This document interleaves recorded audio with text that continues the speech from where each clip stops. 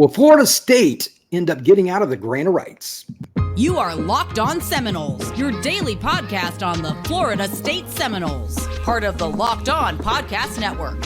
Your team every day.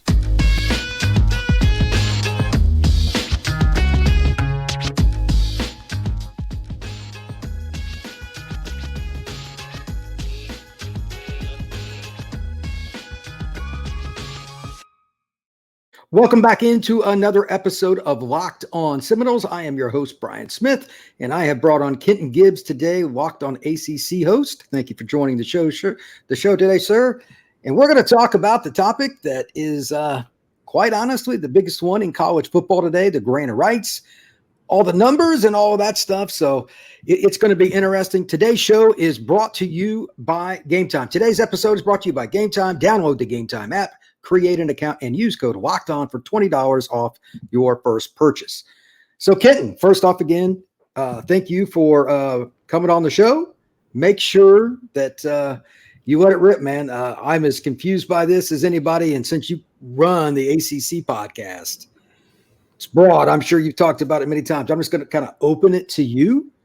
What do you think about this, man, and what's your take on it overall?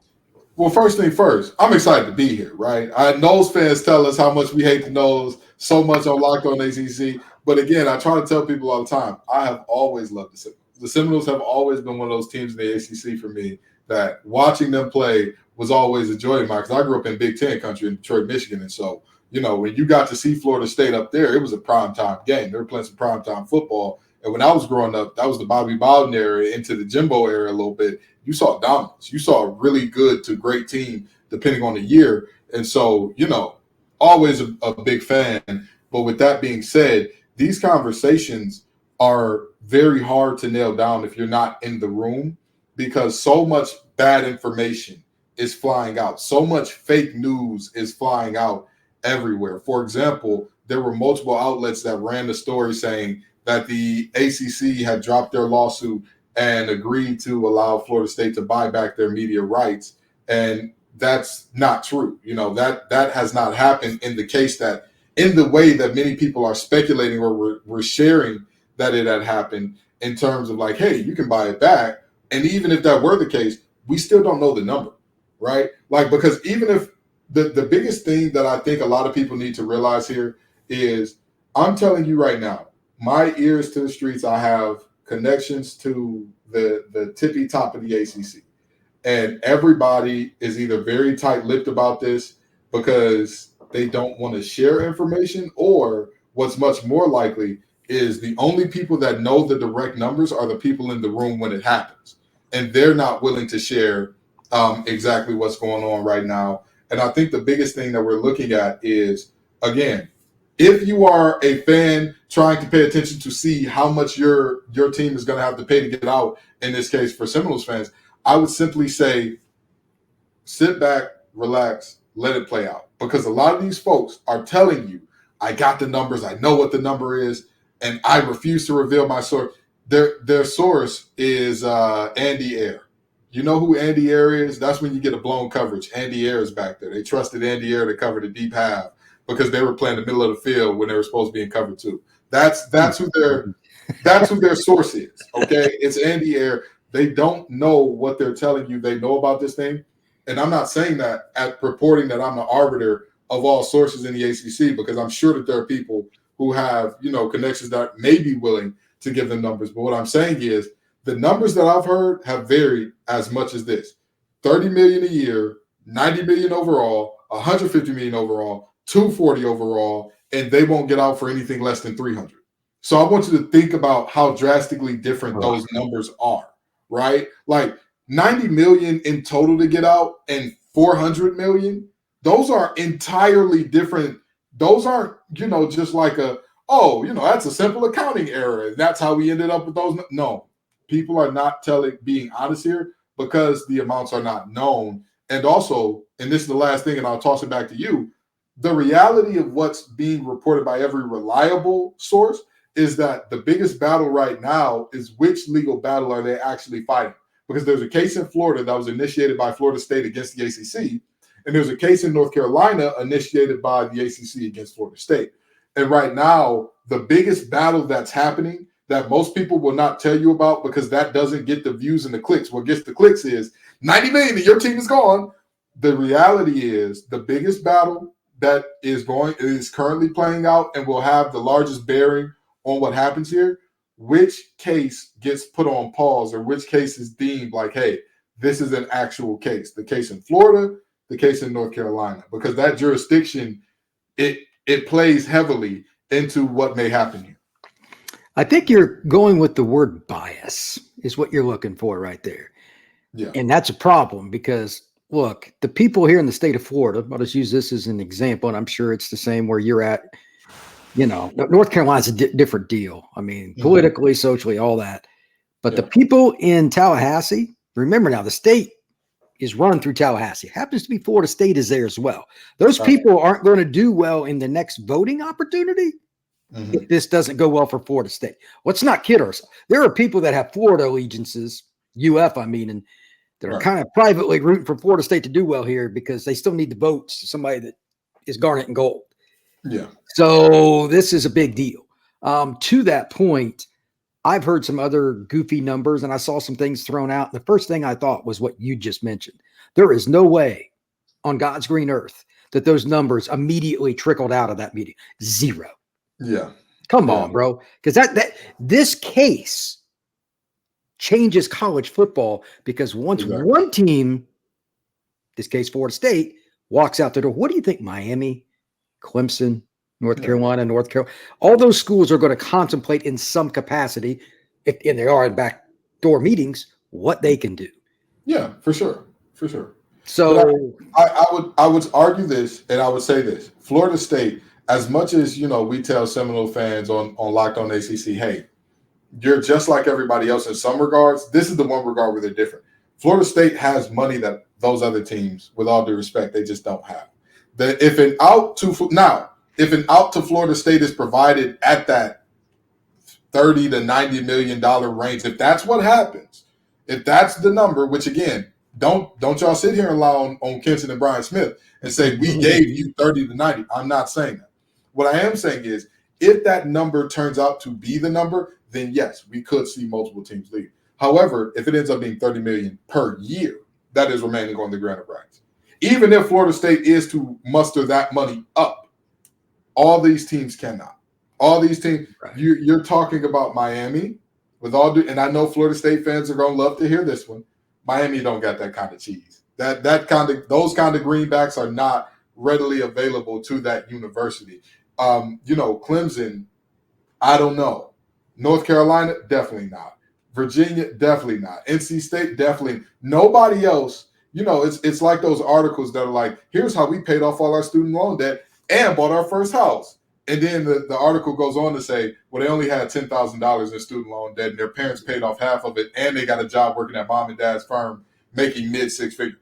Well, of course you could do it. Of course, because you're different. You're not – the average person does not have that. The average team does not have what Florida State has in terms of resources.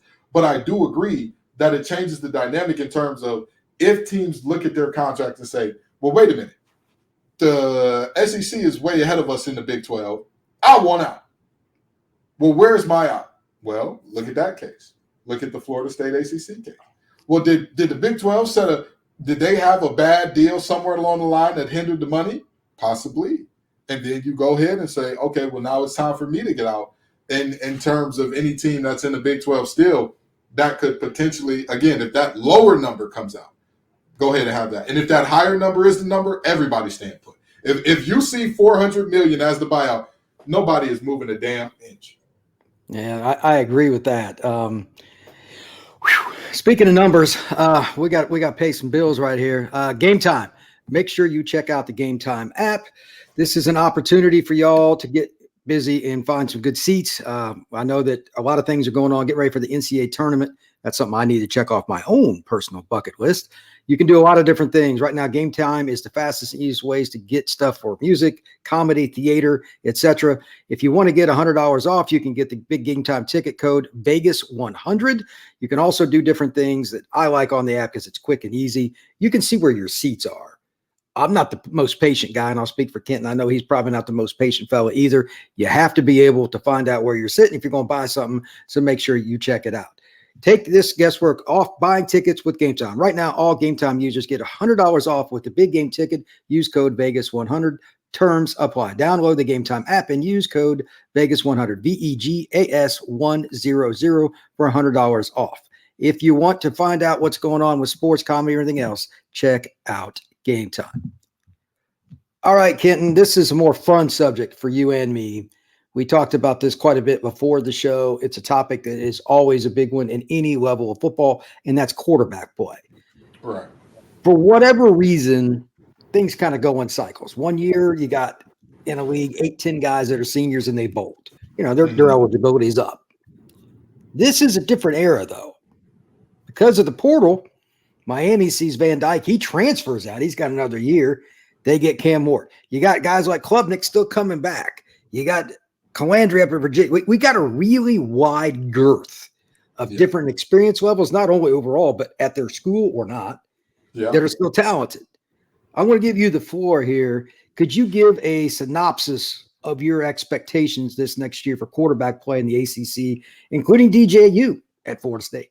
Yeah, I think the quarterback play, I mean, we all know quarterback is the most important position in football, right? There's so many rules tailored for the success of a quarterback. And so you look at this position in the ACC right now and you say, are we back to the golden days a little bit when we had 5, 6, 7, 8 guys where everybody was like, all 8 of these guys could potentially go in the first or second round of the NFL draft. And I would say, in the words of a guy who means a lot to Florida State lord, Lee Corso, not so fast, my friends. Don't get me wrong. I think we have a good batch of quarterbacks.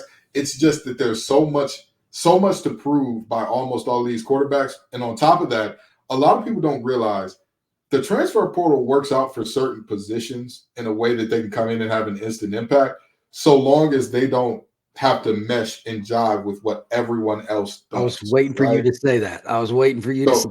Yeah, so when you look at a Keon Coleman, he's a receiver. He doesn't have to have his timing perfectly down with Jaheim Bell. It's okay if he doesn't. Like, as long as their timing is close enough, they'll be all right, because that's a tight end and wide receiver. So long as they have route schemes and concepts that they're not, hey, you have to know exactly how I'm going to run this speed out, and you have to know exactly how to run the dig in behind. As long as they're not, and even then, a dig and a speed out, they're pretty far away from each other to the point where it's not like, oh, we're going to bump heads about this thing. So you're looking at a situation where the quarterback position, because of the amount of transfers we're seeing, Florida State has a transfer, Miami has a transfer, NC State has a transfer. There's just so much going on by way of transfer. And then you've got head coaching changes that are obviously going to affect these players, and coordinator changes that are obviously going to affect quarterback play as well. This is the most mercurial year for quarterback play in the ACC in quite some time. And by mercurial, I mean hot, cold, yes, no, up, down. You don't know where a lot of these quarterbacks are going to go and who they're going to be. We could say, hey, we know the DJU is going to be great. Well, I would say based on what? Based on what information? He played well at Oregon State, don't get me wrong. We found out he wasn't a problem at Clemson while he was at Oregon State, for sure. But then you get into, well, the receivers and the tight ends and pretty much all the pass catchers at Florida State. How much is returning in terms of actual production from last year? How much is coming back in terms of what you went and got in the portal? How many of those guys do you trust to be a Keon Coleman? Because you and I both talked about Keon Coleman before he played a snap in Garnet and Golden. We both agreed that is a guy being a dude, because he's that, right? And so you're kind of left in that moment of there's a lot to be said in terms of floor and ceiling, right? There's a lot to be said because DJU, I think, has a higher floor than a lot of these other quarterbacks who are coming in to transfer into these different places. I think he has a higher floor, but at the same time, his ceiling is a little bit lower. Cam Ward has a lower floor, higher ceiling. Grayson McCall, I think, probably falls in that middle range. And Castellanos with Bill O'Brien, after the recent comments from Jalen Milroe saying he told me that he doesn't know how to coach. a quarterback who is mobile and can move?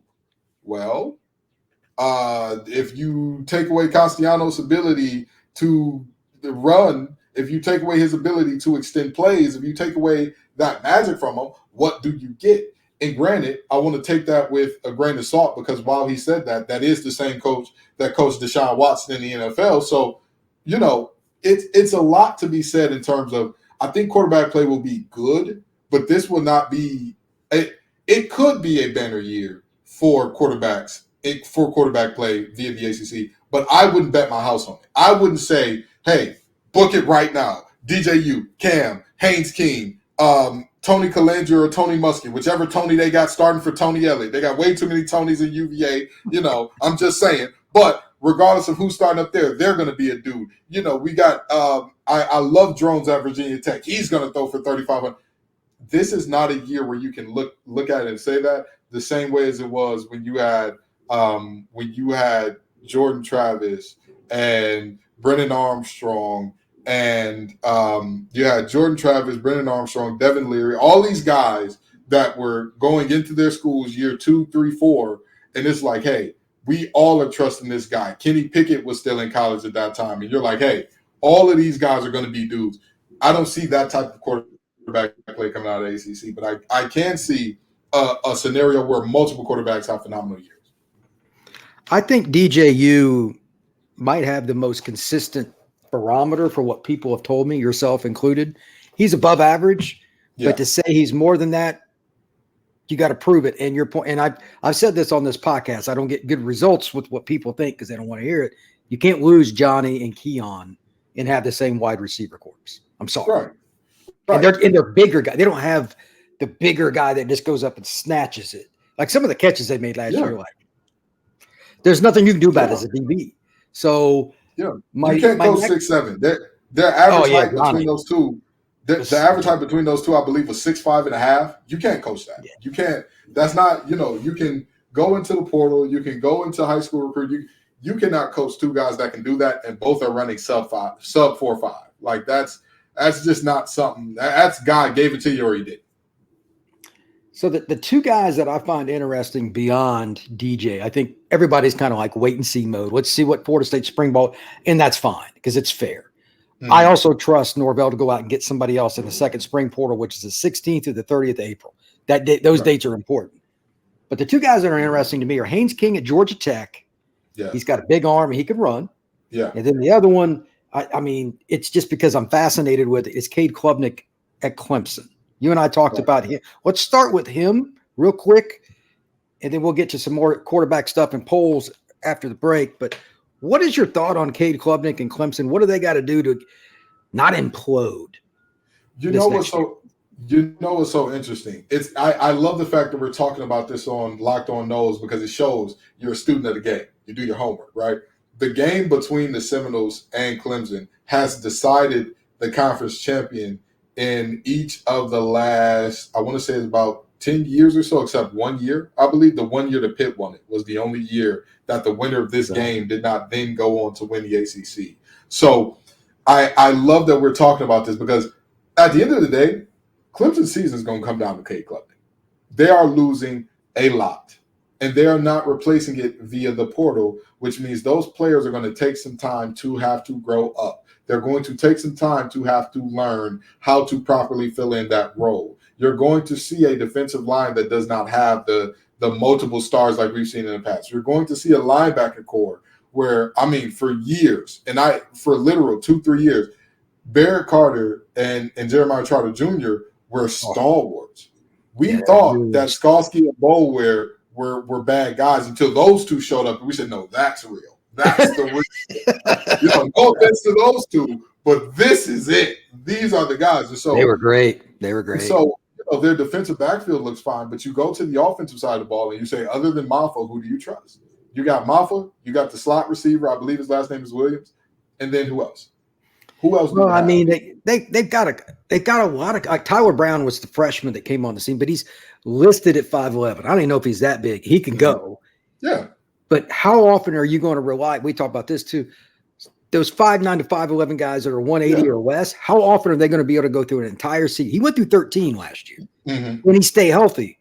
And Zay so, Flowers and different. It's rare for a guy like Zay Flowers to play in the NFL and take that attrition. He's an anomaly. And that's why, circling back to what you asked me in the beginning here about Cade Klubnik, Cade is going to have to elevate. If this team is to do anything, he has to take not just a step, multiple steps. Because taking a step from last year for Cade is not making plays that kill your team. He cannot just be a game manager. I make plays that don't kill you. I'm not going to make plays that win the game, and we'll be all right. He can't be that. They don't have that type of talent anymore. I don't know what happened. I know that Clemson keeps getting these great recruiting classes. I don't know what's happened there to where they have seemingly fallen behind in terms of the talent arms. Or, well, I guess we all do know what happened in terms of they're not using the portal to go out and say, hey, these high school guys that we got was a 4 or 5 star. They aren't panning out. I'm going to give you a little nudge and, go back to South Florida. You'll be a great USF Bull. Hey, go back out to Burbank. They want you at Fresno State, brother, but we can't do anything with you here. The reality is they're falling behind in the talent arms race. And when you have a team that is falling behind in those regards, your quarterback has to be special to make up for it. 100%. Cade Klubnik has to hit that lower end of special territory for them to have a shot. I don't know if he has it in him. I don't know if he's the guy to do it. I agree with that, and I think the over-under win total on FanDuel might register a little bit with that. And speaking of, right now you can get buckets with your first bet on FanDuel, America's #1 sportsbook. Right now, new customers get $150 in bonus bets with any winning $5 bet. That's $150 if your team wins. Bet on all your favorite NBA players and teams with quick bets, live same-game parlays, exclusive props, and more. Visit FanDuel.com/lockedon to shoot your shot. FanDuel, official partner of the NBA. So I would say right now, just without even looking at Clemson's schedule, they're somewhere around an 8-9 win team. And 4 years ago, if you'd have told me something like in 2024, Clemson's going to be an 8-9 win team, I'd have said, hey, that's probably not right. I would have known about the stupidity with them in the transfer portal. Might give myself some credit on that. And then the other thing is, like at that point, like Georgia Tech was an absolute tread mark on the ground. Yeah. They didn't have a guy like Haynes King, and I think he is the other guy that's most intriguing to me. I'm going to shoot my shot on him on a second, but I want your take on Haynes King and why people should not sleep on Georgia Tech. Haynes King is special. He ties all of the parts that you want out of a quarterback together in a way that absolutely works, and he does it without having much of a running game at Georgia Tech. It's crazy to think. Last time they were good, they were what? A triple option team. And now all of a sudden, they got Haynes King airing it out all over the place, but he needs a running game to supplement. Because I think that he's on that upper end of like, I'm above a game manager, but he's not quite that special. Like, hey, you can surround him with one good receiver and 9 Roombas, and he'll find a way to get you some touchdowns. He's not there yet. He's not at that level yet, but I think that he's very good. I think he's wildly underrated because Georgia Tech, by and large, hasn't had much success. But I really and truly, I believe he led the ACC in passing yards last year, if I'm not incorrect there. I really and truly believe that he is in a situation where statistically looking at next year, he could very well be the most successful quarterback. The only question is how much team success, right? How much team success do you get out of him putting up those numbers and having to throw for 350 plus per game, or else they don't get many wins? That's the biggest question for Haynes King. And also, let's just be very honest about this. Cade Klubnik, in limited decisions, has made very poor decisions. However, Haynes King, he has a ton of decisions to make because the ball is in his hand so much. You're going to see some like, what are you doing? What are you doing there? Because these guys are still 18 and 22. And so, Haynes King, he's electrifying with his legs. He showed off that he has the poise and the clutch against Miami after they refused to kneel last year. He's also done it in multiple other spots where he's shown up big time. But again, it's for him, I don't think it's about the statistical success anymore so much as it is the team success, because he's had statistical success. He's had those numbers that are a little bit eye-popping. It's about the team coming along with him. It's about him being a leader of men and not just a leader of the passing game. I agree. The one thing that he does have going for him, and I'm just going by the stats last year, they've got several guys coming back. Like their leading receiver last year was a freshman. They got Christian Leary, the guy that scored the touchdown against Miami. He was their fourth leading receiver. He's a burner from Orlando that I know. If your fourth leading receiver is a guy that can hit sub 4.4, you got a chance to cause some problems. Now, I don't think Gotta play. Yeah. I don't think they've got the depth they need in the trenches. They're not going to go beat, Miami in the trenches is the deepest team in the league going into next year. Florida State, Clemson, a few others are pretty close. GT's got a way to go there. Haynes King, kind of to your point about Clemson with Klubnik, for Georgia Tech to make that next step and join the Florida States of the league, he's got to be special in those big moments. And I think he could be. He's got 2 years eligibility left too, by the way. Yeah. That's going to be really interesting. Overall in the league, there's one guy, and I know some of my buddies on another podcast got picked on it because he threw some really crazy interceptions last year, but he's gotten better. He's a year older. He's a sophomore now. Calandria at Virginia. He's a kid I know personally because I covered him a ton. He's from the Tampa area where I was living at the time. Why are you so high? Tell them, basically, all the fans out there, why are you thinking he can do something at Virginia with Tony Elliott and that staff, and what's the ceiling for Calandria? So I know that Florida State fans watching this are going to look at me a little crazy when I say this, but the Commonwealth State is very good in terms of quarterbacks right now. You've got Calandria and Musket over at UVA. You've got Drones over at Virginia Tech. The only one of those three that I'm not like, I love that guy, I love watching him play, is Musket, because I think he's a little too conservative. I think he's too much of that, I'm just not going to hurt the team type of guy. And it's like sometimes you need to let your guys make a play. Calandria works perfectly for Elliott's system because if you remember what Clemson did when they were rolling at their highest clip so well, it wasn't about being on time, on rhythm, on target every time. It was about, can my quarterback do something with his legs to add into the running game? And is he willing to take the deep shot? Is he willing to throw up the 50-50 ball and see whether or not our guys can do something? Calandria perfectly fits that mold. He perfectly fits that idea of I can extend plays a little bit and I can trust my receivers to make that 50-50. Now, of course, some of that may have been youthful ignorance in that I'm going to force this pass in there because I got a dude and my dude's better than your dude. Brother, you play at UVA. Your dude is probably not better than their dude. That's just the reality. But he has that in him. And then you go over to Blacksburg with Kyron Drones. I don't know what it is about Virginia Tech and these quarterbacks, but when they get a dual threat, all they got to do is not play with them, and they're going to end up being something special. You look at what they have with Hendon Hooker when Fuentes was there, and he magically brought them back from multiple games where they were down because of Braxton Burmeister, and somehow he still lost that starting job anyway.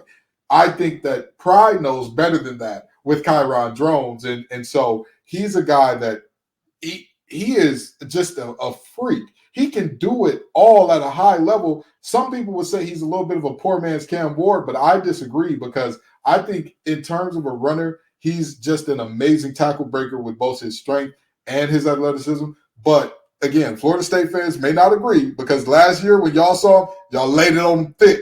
Y'all laid the lumber to him thick. But I'll tell you what, him and Byshaw Tootin in that running game, they set the table for them to do phenomenal things in the passing game. So I think that Calandria, again, he's exciting. He has the moxie and the gumption, the it factor that they always talk about, where it's like, you can't quite quantify it. It won't show in a 40. It won't show on every throw. It's not like, oh, he can just zip it in every window. But he has that thing in him that's like, okay, he believes in himself and he shows up for this team, even at UVA. He's not a guy that's like hanging his head like, oh, man, we've got no shot. He's going to light it up and do everything he can and even sometimes make throws in the windows that he shouldn't because he believes in himself and his team that much. Last thing before I get you out of here, I'd be remiss because one of the greatest rivalries in college football is definitely Florida State, Miami. We've touched on Cam Ward. The floor is yours. What are your thoughts on him? Because the Canes will host the Noles this year. So he is the anti-DJU. Right? We talk about DJU as an above-average quarterback with a lower ceiling than some of these guys, but a higher floor. Because he plays at Miami, he de facto has a lower floor. Because we've seen with Miami time and time again, all the talent is seemingly there. You look at the team on paper and you say, okay, you got a first rounder, first, second, and third level on offense and defense. That should at least equal in a Power 5 conference, Group of 5, doesn't matter. You should at least get 9 to 10 wins with that. 6. So they find ways to shoot themselves in the foot in just audacious ways. And so his floor is lower, but his ceiling is also higher. He is one of those guys in terms of the different variety of things you can do with the football in your hand and the heights that you can reach while doing them. I don't think that there's a better quarterback in terms of pure arm talent, in terms of ability to run the ball, in terms of like any one area is you can find a guy who may beat him at one or two things. You can't find anybody that's total package physically the way he is. But the question that I've always said for Miami, which I also said was going to be the question last year, you have all this talent, you have all these guys. How do they gel? How do they mesh? And what does your coaching look like? Because we talked about the Georgia Tech game that they lost. That game was 1,000% on coaching. You had it won. Yeah. And you didn't lose it because you didn't take a knee and this was your first time that ever happened. The same thing happened to Cristobal at Oregon, and he still hadn't learned his lesson. You know the old saying, fool me one time, shame on you. Fool me twice, can't get fooled again. Well, how many times do you need to get fooled by not taking a knee, brother? How many? So with that being said, Cam Ward, special talent. He has all the gifts. He has all the tools. The question is, does he even really want to be there? And how does his team feel about him wanting to be there? Because didn't he originally decide to declare for the NFL draft? And then I'm guessing he heard from some folks, hey, brother, we got nothing higher than the 4th, maybe 5th for you. And said, oh, no, I'll come to college, make a meal or two, and not have to worry about whether or not I'm competing with Tim Boyle to be somebody's backup, And so I think that that's a situation where very low floor, very high ceiling. There's a lot there in terms of the tools and all that. But it again comes down to, for Miami, can you galvanize and be that leader of men? I would agree. They got a chance. I think Miami finished 7-6 or whatever last year with all that down. They should have won 2 or 3 more games. That's why they got a lot of questions. But I appreciate you, sir. Thank you very much. Tell the fine people where everybody can find your work. Absolutely. You can find me at Locked On ACC or Locked On Wolfpack, and those are our handles as well on Twitter, LOACC and LO_Wolfpack. That's where you can find me. You can find me also at TGIF_Ken, but just be aware you're getting Kenton the man, not the sports journalist there. And also, wherever you're listening to this, go check out Locked On ACC. Go check out Locked On Wolfpack. We'll be there. We'll be there for you, baby. Come on with it. We embrace Florida State fans because Florida State has some of the most passionate fans in the conference. And regardless of how long y'all will or will not be here, the reality is y'all are here with us now. We talk about you every other day, if not every day. So come on through Locked On ACC and see what we got going on over there. I appreciate it, sir. You can find me at FBScout_Florida. You can also find me at LO_Seminoles. Thank you all very much. Y'all have a great day.